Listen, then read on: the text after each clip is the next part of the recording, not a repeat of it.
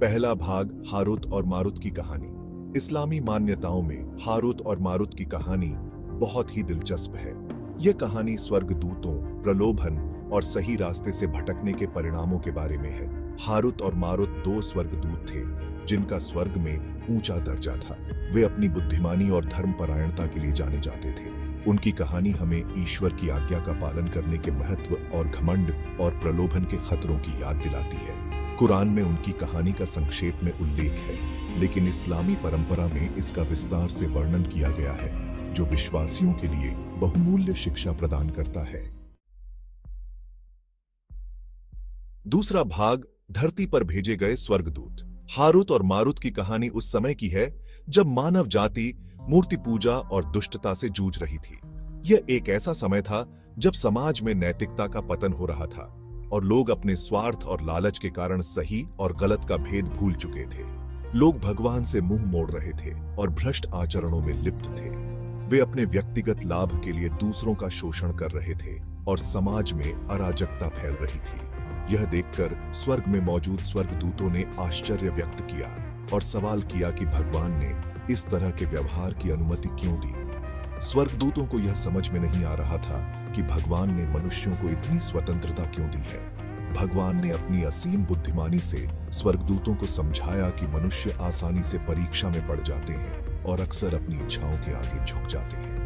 भगवान ने बताया कि मनुष्य की प्रकृति ही ऐसी है कि वे अपनी कमजोरियों के कारण गलत रास्ते पर चल पड़ते हैं। स्वर्गदूतों ने अपनी धार्मिकता पर भरोसा करते हुए दावा किया कि वे कभी भी भगवान के रास्ते से नहीं भटकेंगे। उन्होंने कहा कि वे हमेशा भगवान के आदेशों का पालन करेंगे और कभी भी पाप नहीं करेंगे। उनके दावे को परखने के लिए भगवान ने हारूत और मारूत को धरती पर उतरने का मिशन सौंपा। यह मिशन उनके लिए एक परीक्षा थी ताकि वे समझ सकें कि मनुष्य की कमजोरियों को समझना कितना कठिन है और भगवान की योजना कितनी गहरी और जटिल है। तीसरा भाग, स्वतंत्र इच्छा की परीक्षा। भगवान ने हारूत और मारूत को एक ऐसा रूप दिया जो मनुष्यों जैसा था। उसने उन्हें स्वतंत्र इच्छा भी दी, एक ऐसी शक्ति जो स्वर्गदूतों के पास उनके स्वर्गीय क्षेत्र में नहीं थी।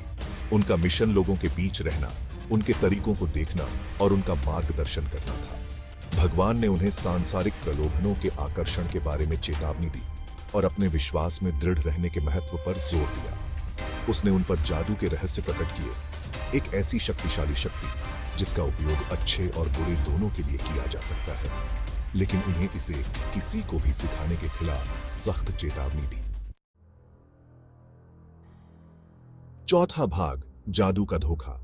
हारूत और मारूत धरती पर उतरे और बाबुल में बस गए, जो शहर अपनी समृद्धि और भोग विलास के लिए जाना जाता था। बाबुल का बाजार हमेशा जीवंत और रंगीन था, जहां हर कोने पर कुछ नया और अद्भुत देखने को मिलता था। जैसे ही उन्होंने लोगों के साथ बातचीत की, उनका सामना जोहरा नाम की एक खूबसूरत महिला से हुआ, जो उनकी बुद्धि और अलौकिक आभा से मुग्ध हो गई।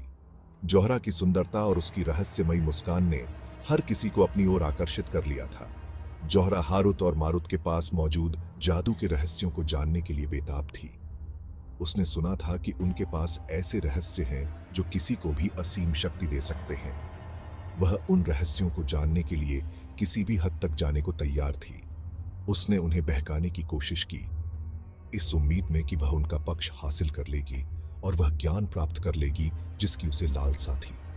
जोहरा ने अपनी सारी चतुराई और आकर्षण का उपयोग किया ताकि वह हारूत और मारूत को अपने जाल में फंसा सके। हालांकि स्वर्गदूत दृढ़ रहे, उन्होंने उस भरोसे को तोड़ने से इनकार कर दिया जो भगवान ने उन पर जताया था।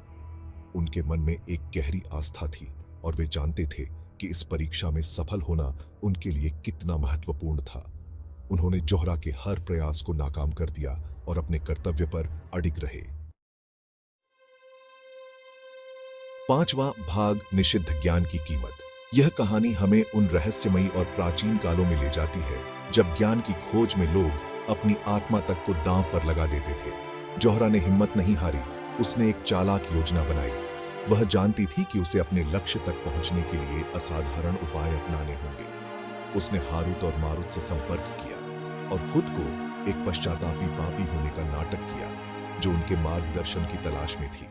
जोहरा ने अपनी मासूमियत का मुखौटा पहनकर उन्हें अपने जाल में फंसाने की कोशिश की। उसने दावा किया कि वह अपने अलग हुए पति के साथ मेल मिलाप करना चाहती है, लेकिन उसके रास्ते में आने वाली बाधाओं को दूर करने के लिए उसे जादू की शक्ति की जरूरत है। जोहरा ने अपनी कहानी को इस तरह से पेश किया कि हारुत और मारुत उसकी मदद करने के लिए मजबूर हो जाए। जोहरा के प्रति अपनी करुणा और भगवान के प्रति अपने कर्तव्य के बीच फंसे हारुत और मारुत खुद को एक दौराहे पर पाते हैं। वे जानते थे कि इस ज्ञान का दुरुपयोग हो सकता है, लेकिन जोहरा की दलीलों ने उनके दिल को पिघला दिया। जोहरा ने वादा किया कि वह ज्ञान का उपयोग केवल अच्छे के लिए करेगी और भगवान के नाम पर कसम खाई। उसने अपनी बातों में इतनी सच्चाई और विश्वास दिखाया कि हारुत और मारुत को उसकी बातों पर यकीन हो गया। उसकी दलीलों से सहानुभूति और बहकावे में आकर वे प्रलोभन के आगे झुक गए और उसे जादू के रहस्य बता दिए। उन्होंने उसे वह ज्ञान दिया जिसे सदियों से छुपाकर रखा गया था, यह सोचकर कि शायद वह इसका सही उपयोग करेगी। लेकिन क्या जोहरा अपने वादे पर कायम रह पाएगी, या यह ज्ञान उसके लिए और दूसरों के लिए विनाशकारी साबित होगा? यह तो समय ही बताएगा। छठा भाग, सजा और पश्चाताप। जोहरा अपने धोखेबाज स्वभाव के अनुसार जादू के ज्ञान का इस्तेमाल अपनी स्वार्थी इच्छाओं को पूरा करने के लिए करती थी।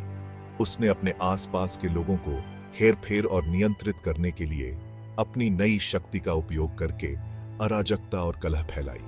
हारुत और मारुत के कार्यों के परिणाम तुरंत और गंभीर थे।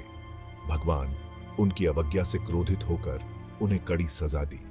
उन्हें सजा का विकल्प दिया गया, या तो इस दुनिया में या इसके बाद के जीवन में परिणाम भुगतें। अपने पाप की गंभीरता को समझते हुए उन्होंने इस दुनिया में दंडित होने का फैसला किया, इस उम्मीद में कि बाद के जीवन में भगवान की दया होगी। सातवां भाग, विनम्रता और आज्ञाकारिता में एक सबक। हारुत और मारुत की कहानी विनम्रता और आज्ञाकारिता का एक गहरा पाठ है। यह हमें याद दिलाती है कि हम में से सबसे धर्मी भी प्रलोभन के शिकार हो सकते हैं। स्वर्गदूत अपनी उच्च स्थिति के बावजूद सांसारिक विकर्षणों के आकर्षण का सामना करने पर अपनी इच्छाओं का शिकार हो गए। कहानी हमारी अपनी कमजोरियों को पहचानने और भगवान के मार्गदर्शन में शरण लेने के महत्व पर प्रकाश डालती है। यह हमें सिखाती है कि असली ताकत प्रलोभन का विरोध करने और अपने विश्वास में दृढ़ रहने में है, तब भी जब हम विपत्ति का सामना कर रहे हों। आठवां भाग, प्रलोभन के खतरे। हारुत और मारुत की कहानी प्रलोभन के खतरों की चेतावनी देने वाली याद दिलाती है। यह हमें दिखाता है कि प्रलोभन कई रूप ले सकता है, अक्सर कुछ हानिरहित या उदार के रूप में प्रच्छन्न होता है। जोहरा के चालाक हेरफेर और स्वर्गदूतों की गलत करुणा ने उन्हें पतन की ओर अग्रसर किया। कहानी हमारी इच्छाओं की फुसफुसाहट के खिलाफ सतर्क रहने और अपने सभी मामलों में भगवान से मार्गदर्शन लेने के महत्व पर जोर देती है। यह हमें उन परिस्थितियों और व्यक्तियों से सावधान रहना सिखाती है जो हमें सीधे रास्ते से भटका सकते हैं। नौवां भाग, ईश्वरीय न्याय की याद दिलाता है। हारुत और मारुत को दी गई सजा इस्लाम में ईश्वरीय न्याय की अवधारणा को रेखांकित करती है। स्वर्गदूतों के रूप में अपनी स्थिति के बावजूद उन्हें अपने कार्यों के लिए जवाबदेह ठहराया गया था। यह इस सिद्धांत पर प्रकाश डालता है कि कोई भी भगवान के कानून से ऊपर नहीं है और सभी को उनके कर्मों के अनुसार आंका जाएगा। कहानी एक अनुस्मारक का काम करती है कि भगवान की दया उसके न्याय के साथ संतुलित है, जबकि वह उन लोगों को माफ करता है जो ईमानदारी से पश्चाताप करते हैं। वह यह भी सुनिश्चित करता है कि अपराधों का उचित समाधान हो। 10वां भाग, हारुत और मारुत की स्थायी विरासत। हारुत और मारुत की कहानी दुनिया भर के मुसलमानों के साथ गूंजती रहती है। यह विनम्रता, आज्ञाकारिता और ईश्वर की सुरक्षा में शरण लेने के महत्व की निरंतर याद दिलाता है। यह कहानी पीढ़ी दर पीढ़ी चली आ रही है और इस्लामी शिक्षाओं का एक अभिन्न अंग बन गई है। कहानी की स्थायी विरासत सरल लेकिन प्रभावशाली तरीके से गहन आध्यात्मिक पाठों को व्यक्त करने की क्षमता में निहित है। यह चिंतन को प्रेरित करना, आत्मसुधार को प्रोत्साहित करना और विश्वासियों और उनके निर्माता के बीच बंधन को मजबूत करना जारी रखता है।